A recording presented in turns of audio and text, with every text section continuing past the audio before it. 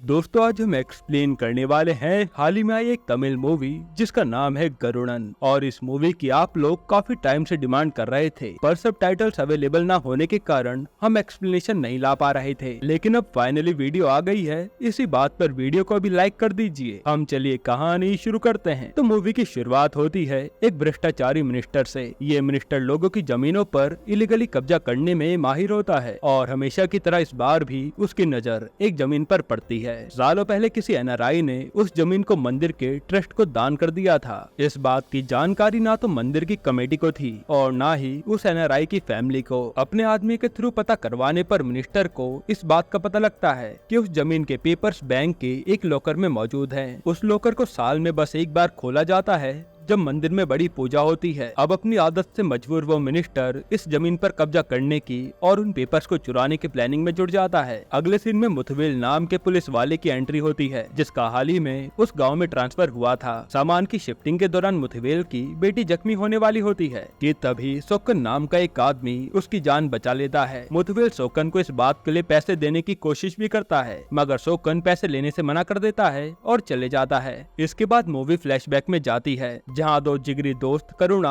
और आदि क्रिकेट खेल रहे होते हैं। तभी कुछ लड़के आकर करुणा को परेशान करने लगते हैं। फिर हम देखते हैं कि सोकन करुणा को उन लड़कों से बचा लेता है और उसी दिन से उन दोनों में पक्की दोस्ती हो जाती है। एक दिन करुणा सोकन को अपने घर लेकर आता है। यहाँ हमें पता लगता है कि करुणा और सोकन दोनों ही अनाथ थे। करुणा को उसकी दादी ने पाल पोस कर बड़ा किया था, जो कि सोकन से मिलने के बाद उसे भी अपने पास ही रख लेती हैं। फिर कुछ ही समय में सोकन, करुणा और आदि इन तीनों की गहरी दोस्ती हो जाती है। वक्त यूं ही बीतने लगता है और देखते देखते तीनों बड़े भी हो जाते हैं। अब हम देखते कि करुणा तो एक जमींदार होता है, मगर काम में नुकसान के चलते उसकी सारी जमीनें बिक जाती हैं और उसके पास सिर्फ एक ईंटों की भट्टी रह जाती है। वही सोकन का ट्रांसपोर्टेशन का कारोबार होता है और करुणा और आदि की तो शादी भी हो जाती है। यहाँ तक कि आदि के 2 बच्चे भी होते हैं। हालांकि तीनों दोस्तों की जिंदगी बेहद खुशी खुशी चल रही होती है। वही गाँव के मंदिर की देखभाल का सारा जिम्मा करुणा की दादी उठा रही होती है। फिर हम देखते हैं कि सोकन बिना राशि नाम की एक लड़के से प्यार करने लगा है। एक दिन बिना राशि सोकन को खेत में मिलने को कहती है, जिसे सुन सोकन की खुशी का ठिकाना नहीं रहता।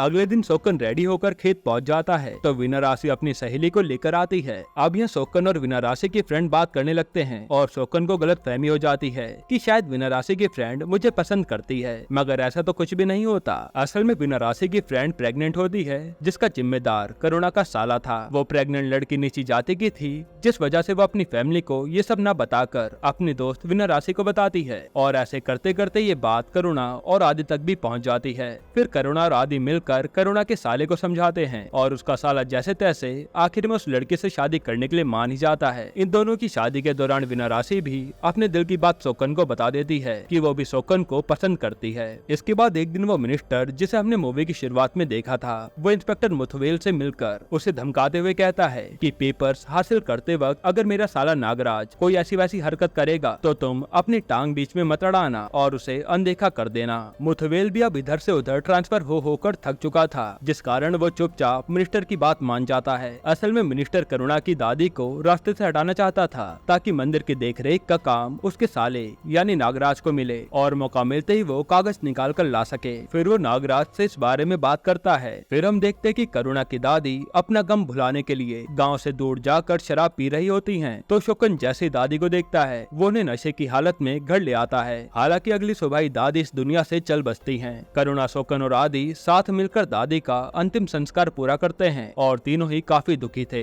फिर कुछ दिन बीतने के बाद इस बात की चर्चा होने लगती है कि आखिर अब मंदिर की देखभाल कौन करेगा, और क्योंकि करुणा के परिवार ने ही हमेशा से मंदिर में सेवा दी होती है तो जाहिर सी बात है सब उसी का नाम आगे करते हैं। फिर जब मंदिर में ये चर्चा हो ही रही होती है तभी नागराज अपने आदमियों को लेकर वहाँ पहुँच जाता है और कहता है कि अब से मंदिर की देखरेख मैं करूंगा। मेरे पूर्वजों ने भी मंदिर की सेवा में बहुत योगदान दिया है, तो अब ये काम मुझे मिलना चाहिए। नागराज की बात सुनते ही आदि उसका कॉलर पकड़ लेता है और कुछ देर बहस करने के बाद नागराज वोटिंग का सुझाव देता है, जिसके लिए सभी मान जाते हैं। हालांकि करुणा को इन सब में कोई दिलचस्पी नहीं थी, तो वो अपनी जगह सोकन को खड़ा करने के लिए कहता है। सोकन भी करुणा की बात न टालते हुए इलेक्शन में खड़ा होने के लिए तैयार हो जाता है। फिर इलेक्शन के दौरान नागराज आदि से कहता है कि हम दोनों एक ही जाति के हैं, पर सोकन तो अलग जाति का है, इसलिए मैं चाहता हूँ कि तुम और तुम्हारे लोग मुझे सपोर्ट करें। तब आदि इस बात को रिकॉर्ड करके लोगों को सुना देता है, जिससे नागराज की इमेज खराब हो जाती है और सभी लोग शोकन को वोट देकर जिता देते हैं। जीत के बाद मंदिर की चाबियां शोकन को सौंप दी जाती हैं। इसके बाद एक दिन करुणा की बीवी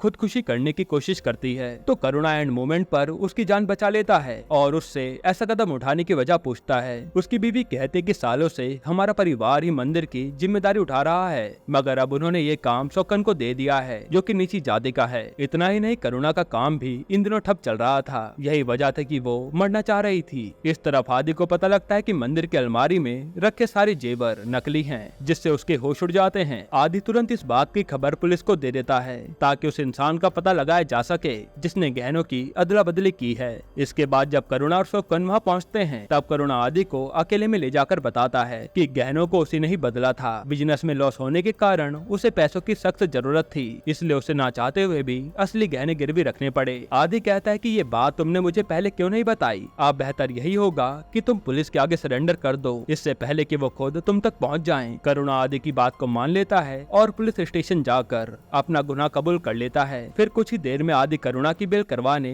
पुलिस स्टेशन पहुंच जाता है, मगर पुलिस करुणा को छोड़ने से इनकार कर देती है। तब करुणा के ससुर जी गिरवी रखे गहनों को छुड़ाकर पुलिस स्टेशन आ जाते हैं, ताकि करुणा की बेल करवा सकें, और नागराज भी उन्हीं के साथ आया होता है। अब असली गहने देखते ही पुलिस करुणा को जेल से रिहा कर देती है, लेकिन जेल से छूटने के बाद करुणा आदि पर काफी गुस्सा हो जाता है, क्योंकि उसी के कहने पर उसने सरेंडर किया था और आदि उसे बेल भी नहीं दिलवा पा रहा था। तब इसी बात का फायदा उठाकर नागराज आदि और करुणा के बीच फूट डालना शुरू करता है। वो करुणा को शराब पिलाकर आदि के खिलाफ भड़काने लगता है। करुणा भी नागराज की चिकनी चुपड़ी बातों में आ जाता है और उसे लगता है कि उसके बुरे वक्त में नागराज ने उसकी मदद की थी, तो उसका भी फर्ज बनता है कि वह उसके लिए कुछ करे। इसी सिलसिले में वो नागराज को अपनी ईंट की भट्टी पर बुलाता है। करुणा के पूछने पर नागराज उससे जमीन के वो पेपर्स की मांग करता है जो बैंक के लॉकर में बंद थे। तब करुणा नागराज से कहता है कि जब तक आदि है तब तक हम कभी उन पेपर्स को हासिल नहीं कर पाएंगे। नागराज कहता है कि ठीक है, आदि की चिंता तुम मुझ पर छोड़ दो और तुम और शोकन बस पेपर्स को लॉकर से निकालने पर ध्यान दो।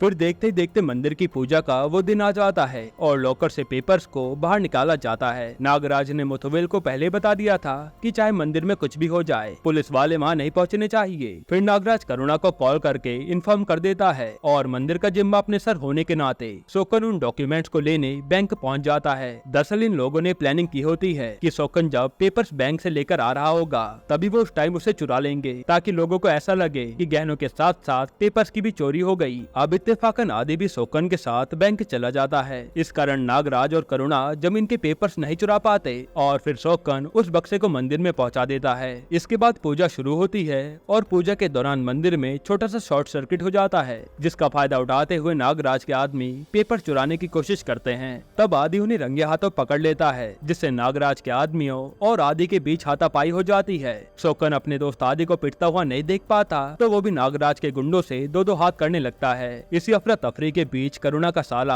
आदि पर हमला करने वाला होता है, क्योंकि आदि की वजह से ही उसे उस लड़के से शादी करनी पड़ी थी। इसी बात का वो आदि से बदला लेना चाहता था, लेकिन इससे पहले करुणा का साला कुछ कर पाता। करुणा उसके इरादे भाप लेता है और शोकन को इशारा करके आदि को बचाने के लिए कहता है। अब यहीं पर कहानी में ऐसा ट्विस्ट आता है कि जब शोकन आदि को बचाने वाला होता है, उसी समय उसके शरीर में देवता आ जाते हैं। फिर जब करुणा का साला आदि को जान से मारने वाला था, तब शोकन उसका हाथ ही काट देता है, जो सीन काफी ज्यादा खतरनाक था। और फिर माहौल शांत होते ही शोकन खुद जाकर पुलिस के आगे सरेंडर कर देता है। हालांकि कुछ ही देर बाद आदि शोकन को जेल से छुड़ा लाता है। इसके बाद नागराज शोकन आदि और करुणा तीनों को अपने उस मिनिस्टर जीजा से मिलवाने ले जाता है। तब मिनिस्टर तीनों दोस्तों को ढेर सारा पैसा देते हैं और पैसा लेने के बाद नागराज आदि को घर भेज देता है और शोकन और करुणा को लेकर ट्रिप पर निकल जाता है। फिर होटल पहुंचते ही नागराज सबके फोन लेकर अपने पास रख लेता है और कुछ ही देर बाद शोकन अपने रूम से देखता है कि नागराज और करुणा कहीं जा रहे हैं। शोकन मन में सोचने लगता है कि आखिर उन लोगों ने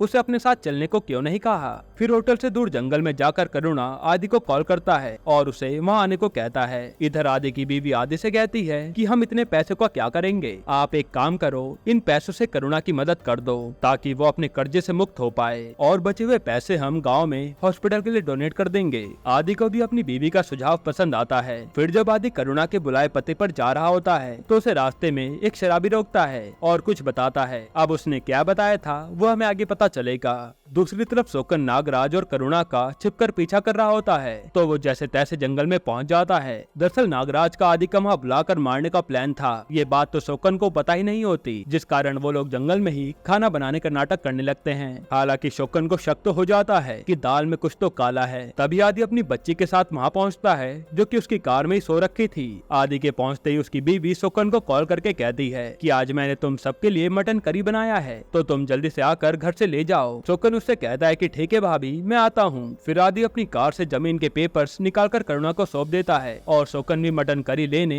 आदि के घर जाने निकल जाता है। तब शोकन के जाते ही करुणा आदि पर हमला कर देता है। इसी बीच नागराज का आदमी आदि के पेट में छुरा घोंप देता है। तब आदि भी पूरी हिम्मत जुटाकर उनसे लड़ता रहता है। इन्हीं सब के बीच करुणा का हाथ हल्का सा जख्मी हो जाता है और आदि तुरंत अपने दोस्त की मदद करने लगता है, मगर बदले में करुणा आदि को ही मौत के घाट उतार देता है। फिर कुछ देर बाद शोकन जब वहाँ आता है तो देखता है कि वहाँ तो कोई भी नहीं है और वो इधर उधर ढूंढने लगता है। तब उसे थोड़ी दूरी से आदि की बच्ची की रोने की आवाज सुनाई देती है और उसकी बेटी उसकी कार के अंदर जोर जोर से रो रही थी। शोकन उसे कार से बाहर निकालता है। इसके बाद उसी कार के पास उसे आदि की लाश पड़ी मिलती है जो बहुत ही बुरी हालत में थी। उसके हाथ पैर बड़ी बेरहमी से काट दिए गए थे। थोड़ी देर में वहाँ आदि की बीवी आती है और अपने पति की लाश को देखकर पागलों की तरह रोने लगती है। अब आदि को रास्ते से हटाने के करुणा को मिनिस्टर ने 25 करोड़ रुपए दिए थे, जिन्हें लेकर वो बेखौफ होकर अय्याशी करने लगता है। और यहाँ आदि की बीवी पुलिस स्टेशन जाकर मर्डर की रिपोर्ट लिखाती है जो कि करुणा के खिलाफ थी, पर नागराज ने पुलिस को पहले से खरीद लिया होता है। पुलिस 4 आदमियों को आदि की बीवी के सामने खड़ा करती है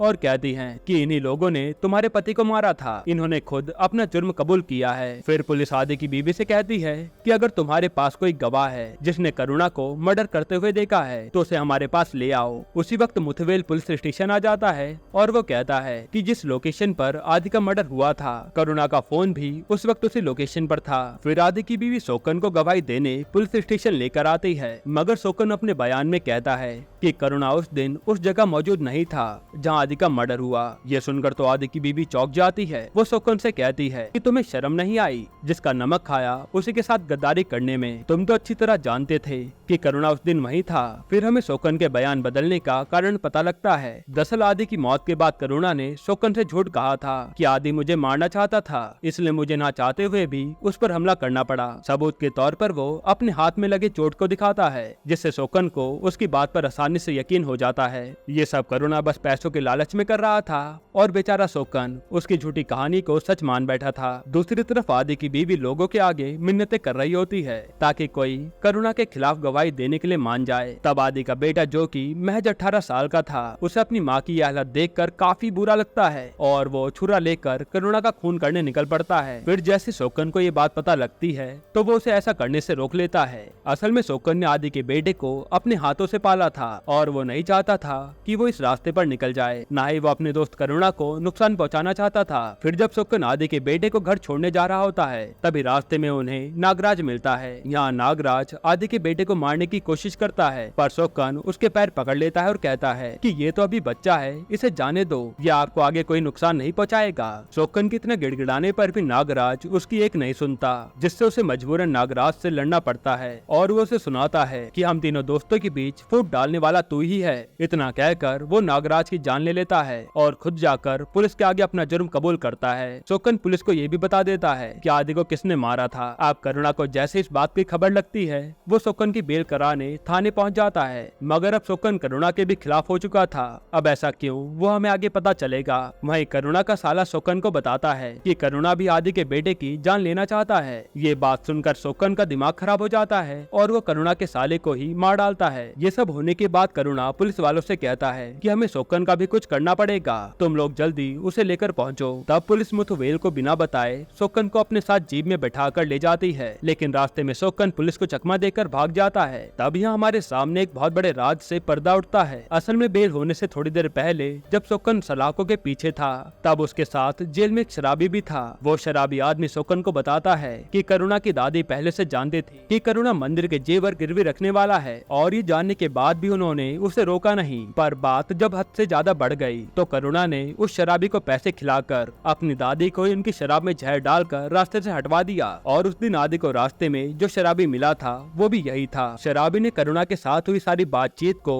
अपने फोन में रिकॉर्ड किया हुआ था और वो नशे में धुत वो रिकॉर्डिंग आदि के सामने प्ले कर देता है। तब आदि ये रिकॉर्डिंग ले जाकर करुणा को दिखाता है और पूछता है कि तुम इतना गिर जाओगे ये मुझे पता नहीं था। तुम पैसों के पीछे इतने अंधे हो गए कि तुमने हमारी दादी की जान ही ले ली। यही कारण था कि करुणा ने आदि को मौत के घाट उतार दिया था ताकि ये बात और लोगों को पता ना चल सके। इधर सोकन के भागने की बात सुनकर करुणा उसके जीएफ बिना राशि को मारने के लिए अपनी ईंट की भट्टी में डाल देता है। तभी सोकन वहाँ आ जाता है और करुणा को कहता है कि लालच ने तुम्हारी सोचने समझने की काबिलियत को ही मिटा दिया है। तुमने एक नहीं दो लोगों की जान ली है, वो भी चंद पैसों की खातिर। सोकन करुणा को ये सब कह ही रहा होता है तभी उसे भट्टी के अंदर से उसके जीएफ की खांसने की आवाज सुनाई देती है। तो वो जैसे तैसे करके उसे ढूंढकर भट्टी की आग से बाहर निकालता है जिससे उसकी जान बच जाती है। फिर करुणा के आदमी तुरंत सोकन पर हमला कर देते हैं पर सोकन अकेला ही उनसे भिड़ जाता है और उन्हें खूब मारता है। इसके बाद सोकन और करुणा का आमना सामना होता है और सोकन करुणा के हाथों खूब मार खाता है मगर मुड़कर उस पर जरा भी हाथ नहीं उठाता। फिर वहाँ आदि की बीवी और बेटा आ जाते हैं और जब करुणा आदि के बेटे को मारने आगे बढ़ता है तब सोकन से सहा नहीं जाता